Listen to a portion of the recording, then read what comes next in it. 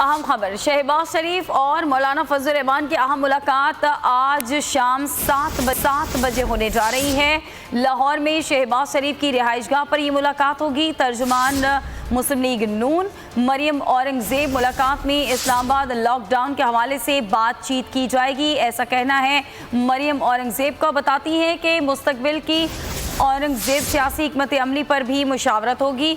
मरियम औरंगजेब ऐसा बता रही हैं, यहाँ मुलाकात होने जा रही है। हुकूमत को टफ टाइम देने की एक बार फिर तैयारी की जा रही है ऑपोजिशन की जानिब से, और मौलाना फजल रहमान और शहबाज शरीफ के दरमियान आज बताया गया है हमें वो 7 बजे के करीब लाहौर में शहबाज शरीफ की रिहाइशगाह पर होगी।